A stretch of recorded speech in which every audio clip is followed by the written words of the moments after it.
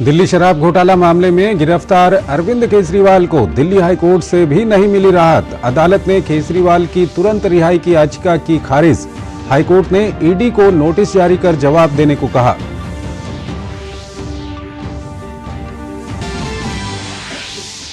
चौबीस की चुनौती के लिए जारी है नामांकन का काम। पहले चरण की 98 सीटों के लिए पर्चा भरने का काम हुआ पूरा। कई दिग्गजों ने पर्चा किया दाखिल। अरुणाचल में मुख्यमंत्री पेमा खांडू सहित भाजपा के 5 प्रत्याशियों का विधानसभा में निर्विरोध चुना जाना तय।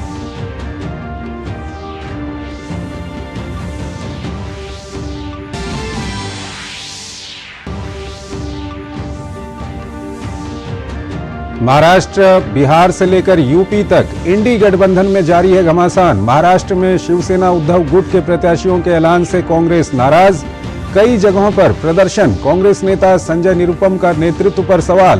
प्रकाश आंबेडकर ने तोड़ा गठबंधन। बिहार में भी इंडी गठबंधन में सीटों के बंटवारे पर खींचतान। आम आदमी पार्टी को पंजाब में बड़ा झटका। जालंधर से सांसद सुशील कुमार रिंकू और विधायक शीतल अंगुराल ने थामा बीजेपी का दामन। बीजेपी ने जारी की उम्मीदवारों की 7वीं सूची। मध्य प्रदेश, बिहार और पश्चिम बंगाल के लिए अपने स्टार प्रचारकों के नाम तय। योगी आदित्यनाथ ने मथुरा से शुरू किया प्रचार। और विवादित बयानों को लेकर चुनाव आयोग ने सुप्रिया श्रीनेत और दिलीप घोष को जारी किया नोटिस। चुनाव आचार संहिता उल्लंघन मामले में 29 मार्च शाम 5 बजे तक अपना पक्ष रखने को कहा। ऐसा न करने पर हो सकती है उनके खिलाफ कार्यवाही। डीएमके मंत्री अनिता आर राधाकृष्णन के खिलाफ एफआईआर।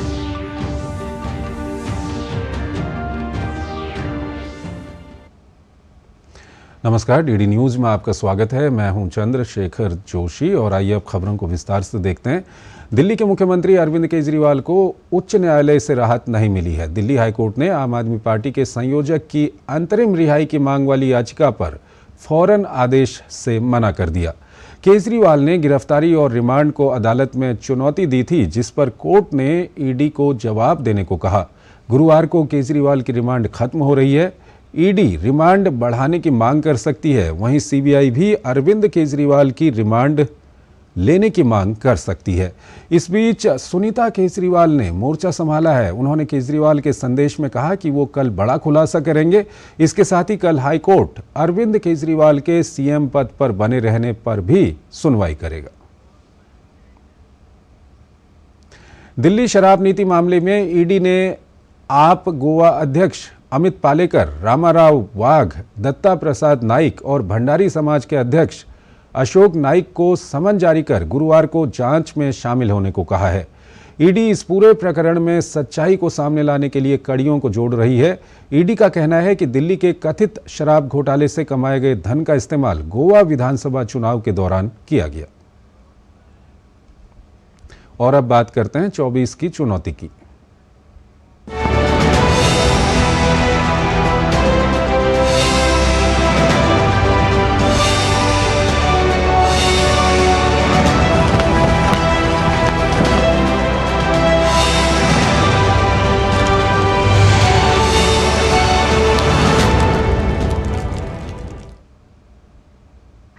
लोकसभा चुनाव की बढ़ती सरगर्मियों के बीच पहले चरण के लिए बीजेपी, कांग्रेस समेत सभी पार्टियों के उम्मीदवारों ने नामांकन किए।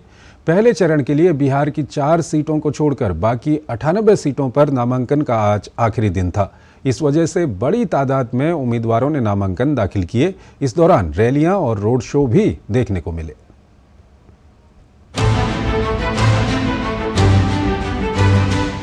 लोकसभा चुनाव के पहले चरण के लिए नामांकन के अंतिम दिन कांग्रेस, बीजेपी समेत विभिन्न दलों के उम्मीदवारों ने बड़ी संख्या में नामांकन किए।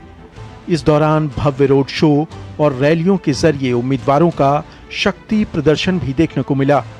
नागपुर से बीजेपी उम्मीदवार और केंद्रीय मंत्री नितिन गडकरी ने मुख्यमंत्री एकनाथ शिंदे, उप मुख्यमंत्री देवेंद्र फडणवीस समेत कई दिग्गज नेताओं की मौजूदगी में नामांकन दाखिल किया। पश्चिम त्रिपुरा सीट से बीजेपी उम्मीदवार बिप्लव कुमार देव ने भव्य रोड शो के बाद नामांकन किया।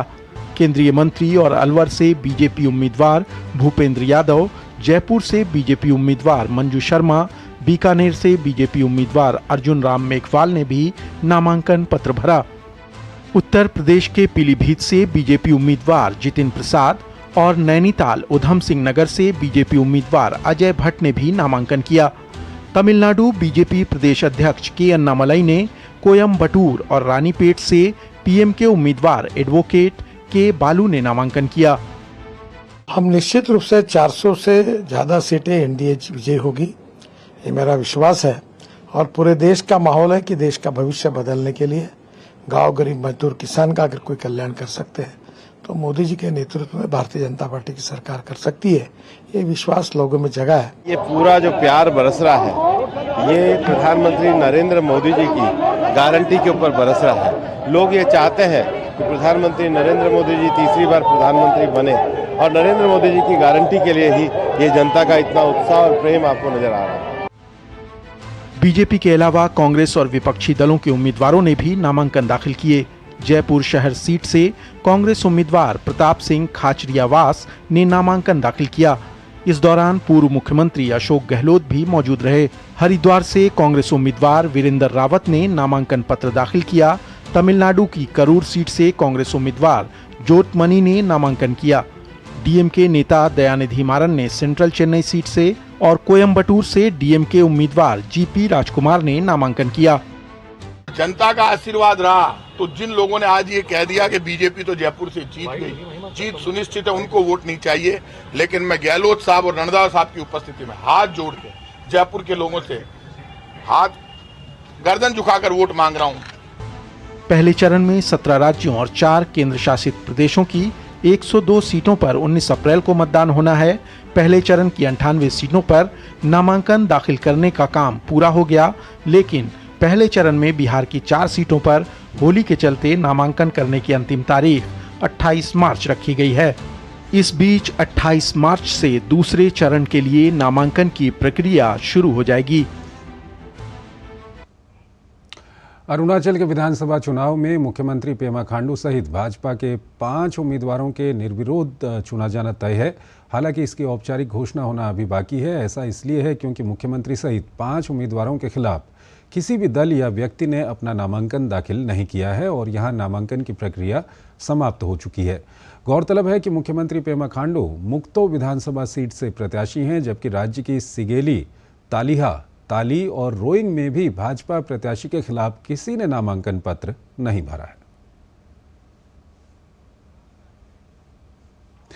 कांग्रेस पार्टी ने लोकसभा चुनाव के लिए अपने उम्मीदवारों की 8वीं सूची जारी की है। इसमें 4 राज्यों की 14 लोकसभा सीटों पर उम्मीदवारों के नामों का ऐलान किया गया है।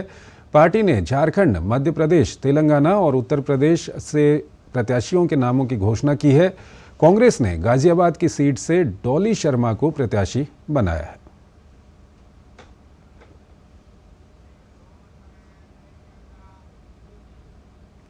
महाराष्ट्र, बिहार से लेकर यूपी तक इंडी अलायंस में घमासान जारी है। महाराष्ट्र में शिवसेना उद्धव गुट के प्रत्याशियों के ऐलान से कांग्रेस नाराज है।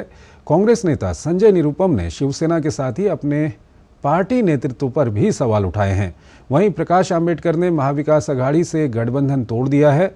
बिहार में भी इंडी अलायंस में सीटों के बंटवारे पर खींचतान जारी है। लोकसभा चुनाव के पहले चरण के मतदान के लिए नामांकन की समय सीमा खत्म हो गई है और इस अहम समय में भी इंडी गठबंधन के दलों के बीच आपसी मनमुटाव खुलकर सामने आ गया है। उत्तर प्रदेश में समाजवादी पार्टी में टिकट को लेकर घोर घमासान जारी है। मुरादाबाद में पार्टी ने 24 घंटे में 2 उम्मीदवार बदल दिए हैं। असमंजस के बीच सोमवार को पहले एसटी हसन ने नामांकन पत्र दाखिल किया। इसके बाद मंगलवार को रुचि वीरा ने भी नॉमिनेशन फाइल कर दिया। वहीं रामपुर में भी उम्मीदवार पर रार के बीच पार्टी ने दिल्ली के मौलाना मोहिबुल्लाह नदवी को उम्मीदवार घोषित कर दिया। यहां से सपा जिलाध्यक्ष ने भी पर्चा खरीदा है। यानी रामपुर और मुरादाबाद में पार्टी के 2 नेता आमने सामने हैं। आपस में यहाँ पर जो तनाव किसी कैंडिडेट है वो खत्म हो, हम अपने हम वतनों के साथ भी मोहब्बत से हमसे रहें और कॉन्स्टिट्यूशन से जो as a citizen of India जो हमारा राइट है, सिटीजन ऑफ इंडिया जो हमारा राइट है, कॉन्स्टिट्यूशन ने जो हमें बराबरी के हकूक दिए हैं उनका पालन किया। पूरे मुल्क में चुनाव इंडिया एनडीए वर्सेस है। और उत्तर प्रदेश में इंडी गठबंधन के दल कंफ्यूजन के शिकार है तो महाराष्ट्र में शिवसेना उद्धव गुट के 17 प्रत्याशियों के ऐलान से कांग्रेस उखड़ गई है। कांग्रेस की महाराष्ट्र इकाई ने भिवंडी, मुंबई दक्षिण, मध्य और सांगली लोकसभा सीट के लिए शिवसेना उद्धव बालासाहेब ठाकरे द्वारा अपने उम्मीदवारों की घोषणा किए जाने पर आपत्ति जताई है। मोर्चा कांग्रेस के नेता संजय निरुपम ने संभाला है, जिन्होंने काफी तल्ख टिप्पणी की है।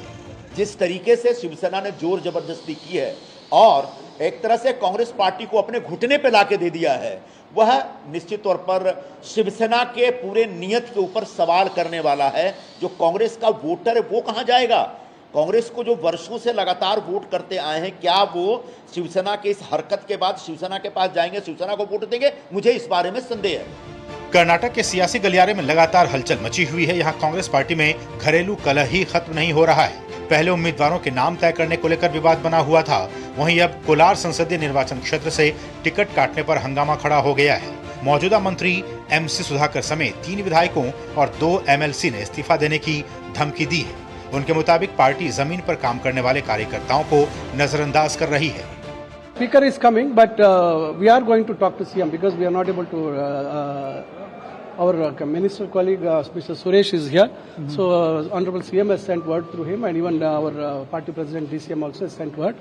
So, now giving respect to them, we are now just going to talk to them and then take the next one. इस बीच हाल ही में जदयू से RJD में आई बीमा भारती ने कहा कि राजद के राष्ट्रीय अध्यक्ष लालू यादव ने उन्हें सिंबल भी दे दिया है। वे 3 अप्रैल को पूर्णिया सीट से नामांकन करेंगी। गौरतलब है कि यहां से कांग्रेस में शामिल हुए पप्पू यादव भी टिकट के दावेदार हैं।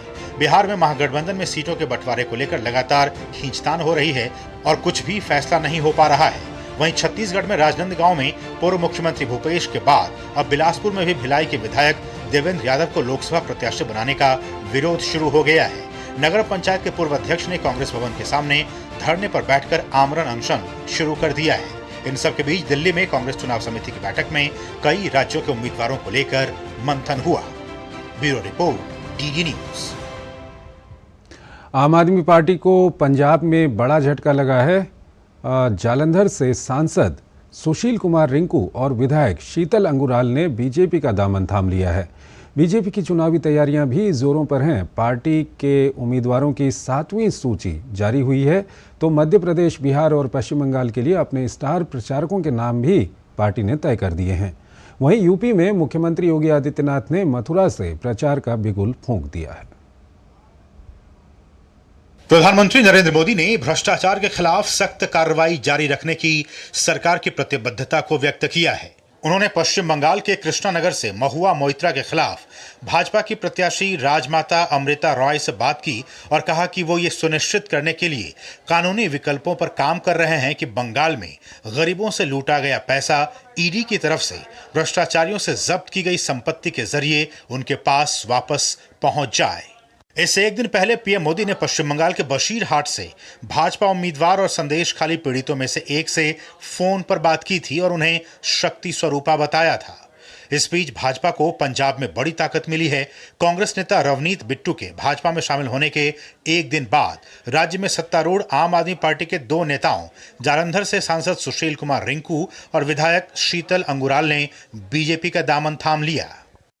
जलंधर की बेहतरी दे लई मैं एक कोशिश, एक नवा एक्सपैरीमेंट अपने नाल करन लगा और मैनूं इस गल दा माण है कि जलंधर दे लोग जिन्हां दे नाल मैं MC रहिंदियां विचरिया, जिन्हां दे नाल बीइंग MLA लोकां दी सेवा कीती है और अज एक बारी फिर जलंधर दे लोग मैनूं जरूर प्यार देणगे, मान देणगे। बाद में सुशील कुमार रिंकू और शीतल अंगुराल ने भाजपा के राष्ट्रीय अध्यक्ष JP नड्डा से उनके आवास पर मुलाकात की। भाजपा ने 3 राज्य मध्य प्रदेश, बिहार और पश्चिम बंगाल के लिए अपने स्टार प्रचारकों के नाम तय कर लिए हैं। तीनों राज्यों में 40 स्टार प्रचारकों के नामों की सूची जारी की गई है। मध्य प्रदेश लोकसभा चुनाव के लिए स्टार प्रचारकों की लिस्ट जारी कर दी गई है। 40 स्टार प्रचारकों के नाम वाले इस लिस्ट में प्रधानमंत्री नरेंद्र मोदी, केंद्रीय गृह मंत्री अमित शाह, बीजेपी अध्यक्ष JP नड्डा समेत 6 राज्यों के मुख्यमंत्रियों के नाम शामिल हैं। सूची के मुताबिक 7 केंद्रीय मंत्री भी MP के स्टार प्रचारक बनाए गए हैं। पश्चिम बंगाल में प्रचार के लिए भी 40 स्टार प्रचारकों के नाम जारी कर दिए गए हैं। बीजेपी स्टार प्रचारकों की लिस्ट में फिल्म अभिनेता मिथुन चक्रवर्ती और पार्टी का IT सेल के प्रमुख अमित मालवीय का नाम भी शामिल है। पीएम मोदी और प्रमुख केंद्रीय नेताओं के अलावा शुभेंदु अधिकारी, दिलीप घोष, स्वप्न दास गुप्ता, मुफुजा खातून, रुद्रनील घोष, अमिताभ चक्रवर्ती, सुकुमार रॉय, सिद्धार्थ तिर्की, देवश्री चौधरी सहित कई बड़े नेता पार्टी के पक्ष में प्रचार कर पार्टी उम्मीदवारों के लिए वोट मांगेंगे, जो राज्य में पार्टी उम्मीदवारों के लिए प्रचार कर उनके पक्ष में जीत का माहौल बनाएंगे। बिहार में लोकसभा चुनाव प्रचार के लिए बीजेपी ने स्टार प्रचारकों की लिस्ट जारी कर दी। इस लिस्ट में कुल 40 नेताओं को शामिल किया गया है। सूची में प्रधानमंत्री नरेंद्र मोदी के साथ अमित शाह, जेपी नड्डा, राजनाथ सिंह, नितिन गडकरी, एमपी के सीएम मोहन यादव, बिहार के दोनों डिप्टी सीएम सम्राट चौधरी, विजय सिन्हा के नाम शामिल हैं। स्टार प्रचारकों की सूची जारी होने के बीच ही यूपी के मुख्यमंत्री योगी आदित्यनाथ ने बुधवार से लोकसभा चुनाव प्रचार की कमान संभाल ली।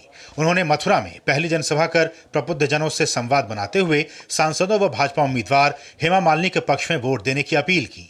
सीएम योगी आदित्यनाथ ने विभिन्न विकास परियोजनाओं को गिनाकर मोदी का मतलब भी बताया। हर भारतवासी को सम्मान मिल रहा है। आज भारत के पासपोर्ट की कीमत बढ़ी है। किसके कारण?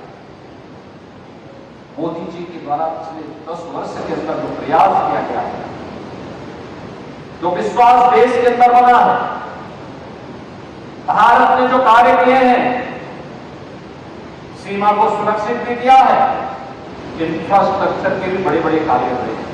इधर हिमाचल प्रदेश के मंडी से भाजपा के प्रत्याशी अभिनेत्री कंगना रनौत के खिलाफ अभद्र टिप्पणी का मामला अभी भी सुर्खियां बना हुआ है। बीजेपी के वरिष्ठ नेता सुप्रिया श्रीनेत के बयान को लेकर लगातार उन पर निशाना साध रहे हैं। जो शक्तियों को नकारेगा, जो मात्र शक्ति को नीचे दिखाने की कोशिश करेगा, उसको स्वतः जनता सीख दिखाएगी और वो दिन भी ज्यादा दूर नहीं है। 4 जून अब आना ही वाला है। बहुत भाजपा ने इस बार अपने कई मौजूदा सांसदों के टिकट काट दिए हैं। भाजपा नेता वरुण गांधी को पीलीभीत से टिकट न दिए जाने पर उत्तर प्रदेश भाजपा अध्यक्ष भूपेंद्र सिंह चौधरी ने कहा कि वरुण गांधी पार्टी के नेता हैं और निश्चित रूप से भाजपा ने अपने कार्यकर्ताओं के नाते अच्छा फैसला किया है।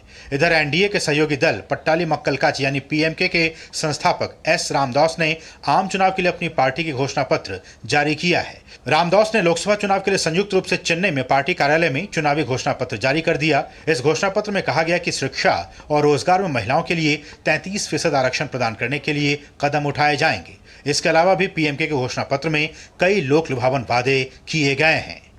Bureau report, DD news. विवादित बयानों को लेकर चुनाव आयोग सख्त हो गया है। आयोग ने सुप्रिया श्रीनेत और दिलीप घोष को नोटिस जारी कर 29 मार्च शाम 5 बजे तक अपना पक्ष रखने को कहा है। चुनाव के दौरान भाषा के गिरते स्तर पर लगातार कार्रवाई हो रही है। नेताओं की बयानबाजी को लेकर चुनाव आयोग के पास कई शिकायतें पहुंची हैं। चुनाव आयोग ने इन शिकायतों पर संज्ञान लिया है। चुनाव आयोग ने सुप्रिया श्रीनेत और दिलीप घोष को नोटिस दिया है। चुनाव आयोग ने विवादित बयानों के मामले में कांग्रेस नेता सुप्रिया श्रीनेत को चुनाव आचार संहिता के उल्लंघन के मामले में कारण बताओ नोटिस जारी किया है और उनको 29 मार्च शाम 5 बजे तक अपना पक्ष रखने को कहा है। आयोग ने अपने पत्र में कहा है कि ऐसा न करने पर उनके खिलाफ कार्रवाई की जाएगी। आयोग ने भाजपा नेता दिलीप घोष को चुनाव आचार संहिता के उल्लंघन के मामले में भी कारण बताओ नोटिस जारी किया है और उनको 29 मार्च शाम 5 बजे तक अपना पक्ष रखने को कहा है। आयोग ने अपने पत्र में कहा है कि ऐसा न करने पर उनके खिलाफ कार्रवाई की जाएगी। उधर डीएमके मंत्री अनीता आर राधाकृष्णन द्वारा प्रधानमंत्री नरेंद्र मोदी पर की गई विवादित टिप्पणी पर चुनाव आयोग ने संज्ञान लिया।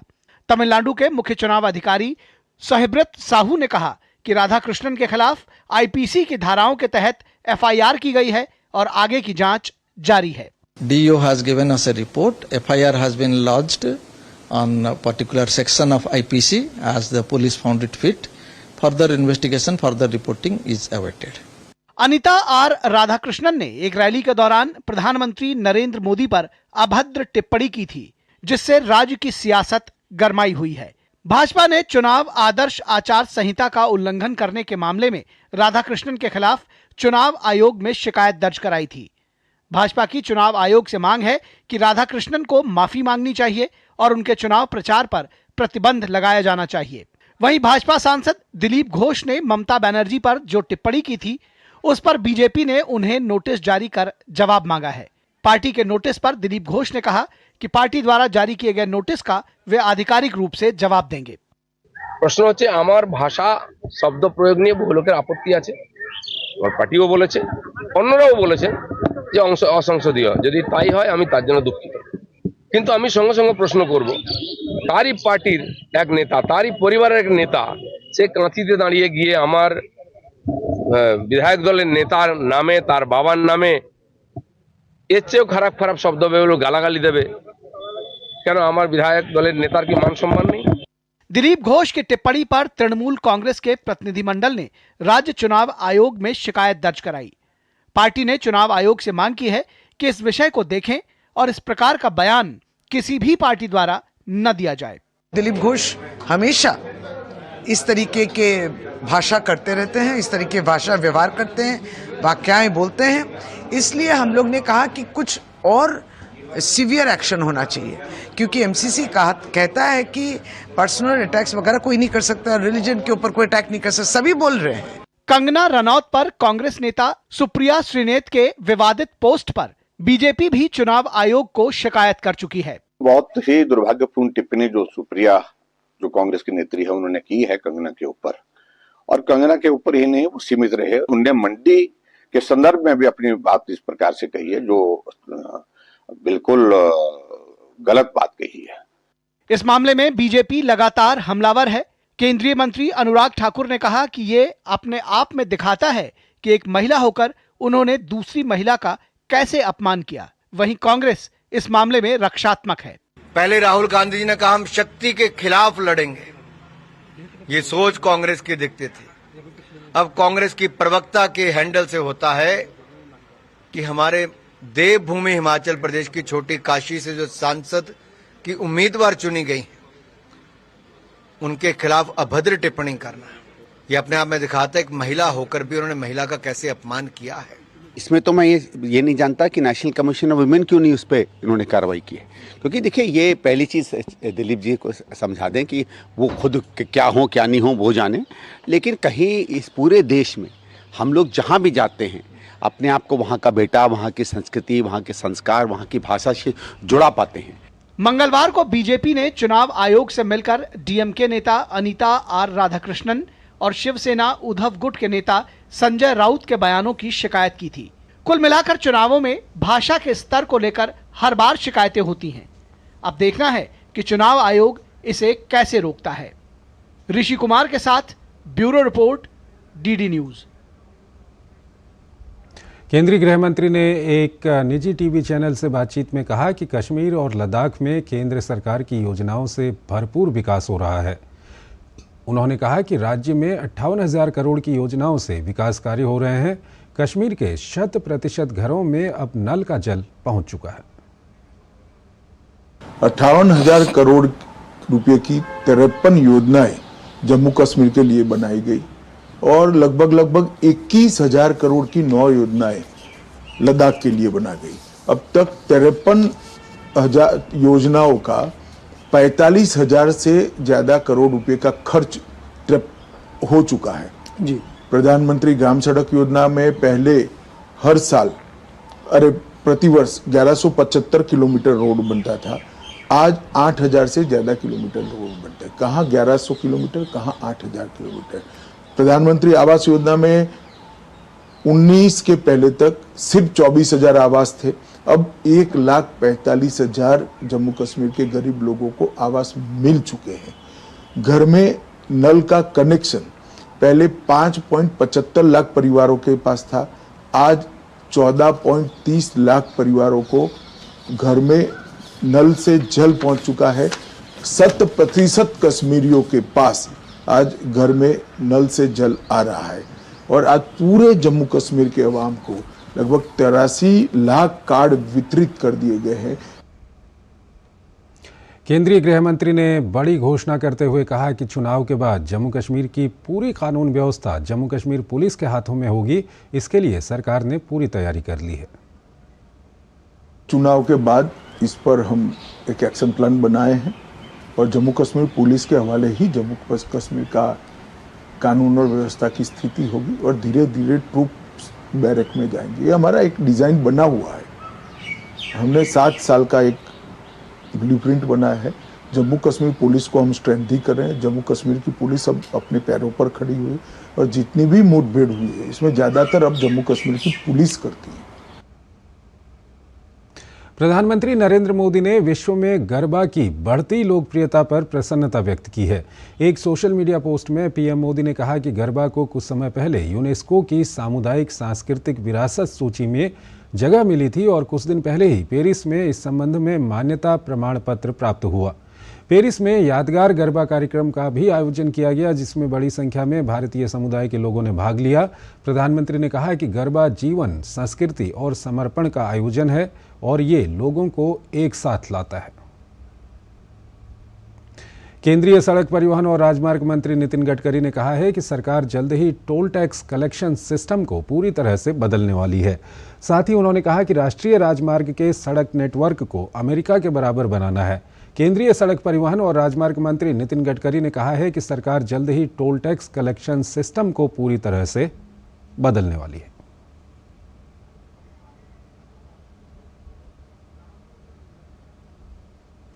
विदेश मंत्री डॉक्टर एस जयशंकर मलेशिया के दौरे पर हैं। कुआलालंपुर में उन्होंने मलेशिया के प्रधानमंत्री अनवर इब्राहिम से मुलाकात की और राजनीतिक, आर्थिक, रक्षा, डिजिटलीकरण, स्टार्टअप जैसे संबंधों में सहयोग को बढ़ाने पर विचार किया। भारतीय समुदाय से बातचीत करते हुए उन्होंने कहा कि आज भारत विश्व की 5वीं सबसे बड़ी अर्थव्यवस्था है। अब जब हम भारत की बात करते हैं तो चंद्रयान की सफल लैंडिंग, वैक्सीन, 5G तकनीक, ड्रोन और सेमीकंडक्टर चिप की बात करते हैं। India has rebounded from the COVID, that we are today one of the fastest growing large economies of the world. When we speak today, of today's India, we are actually talking of a Chandrayaan moon landing. We are talking of a 5G technology telecom stack. We are talking of making our own vaccines and inventing our own vaccines. We are talking today of technologies like drones. We are talking of chips. There has been a very, very solid foundation that has been laid, and this foundation is likely to actually take us into a much higher trajectory and a higher orbit in the times to come. यदि आपको एक जगह से दूसरी जगह जाना होता है तो उसके लिए गूगल मैप का प्रयोग करते हैं, लेकिन क्या कभी आपने सोचा है कि ये गूगल मैप आपके दिमाग का भी बन सकता है? एम्स के डॉक्टरों ने ऐसा करके दिखाया है। एम्स नई दिल्ली के न्यूरो सर्जरी के डॉक्टरों ने ब्रेन के 8 से 10 सिमुलेटर तैयार किए हैं। इससे उन छात्रों को सीखने सिखाने में आसानी मिल रही है जिनकी न्यूरो सर्जरी की ट्रेनिंग एम्स में होती है। एम्स के डॉक्टरों ने सर्जरी में दक्षता हासिल करने को लेकर तरह तरह के सिमुलेटर काफ़ी कम कीमत पर तैयार किए हैं। पुराने वक्त में बस सर्जरी के दौरान ही सिखाने का विकल्प होता था, और वो भी दूर से, पर अब इन सिमुलेटर के जरिए व्यवहारिक तौर पर छात्रों को सिखाने में मदद मिल रही है। इसके जरिए डॉक्टर दिमाग की उलझी नसों को सुलझाने का गुर सीखेंगे। एम्स और आईआईटी दिल्ली की साझेदारी से तैयार हुए एआई आधारित न्यूरो सर्जरी सिमुलेशन तय करेगा कि डॉक्टर का हाथ सर्जरी में कितना साफ है। एम्स में अब तक 500 से अधिक डॉक्टरों को प्रशिक्षित किया गया है। इसके जरिए देश ही नहीं, विदेशों के डॉक्टरों को भी प्रशिक्षित किया जा रहा है। आज ऐसी सुविधाएं दुनिया में उपलब्ध हैं और जिसके द्वारा कि आप सिमुलेटर के ऊपर प्रैक्टिस कर सकते हैं। हमने भी इन चीज़ों को बनाया है और आप एक 3D स्पेस में चीज़ को विजुलाइज करना सीख जाते हैं। जब सर्जरी करते हैं तो हमारे जो न्यूरो सर्जिकल प्रोसीजर्स हैं वो बड़े फाइन प्रोसीजर्स होते हैं। इसमें कितना मसल मेमोरी डेवलप करना है ये भी समझने के अंदर काफ़ी टाइम लगता है। लेकिन जब आप सिमुलेटर के ऊपर बार बार एक प्रोसीजर को करते हैं तो आप में कॉन्फिडेंस भी बढ़ता है, मसल मेमोरी भी आती है, प्रोफिशिएंसी भी बढ़ती है। एंड आई एम श्योर कि जब जाके सेम तरह की चीज़ जब पेशेंट में करने के लिए मिलता है तो सर्जन के मन में कॉन्फिडेंस होता है कि हाँ, ऐसा तो मैंने पहले किया हुआ था। तो इस बुलेटिन में फिलहाल इतना ही। आप बने रहिए डीडी न्यूज़ के साथ। नमस्कार।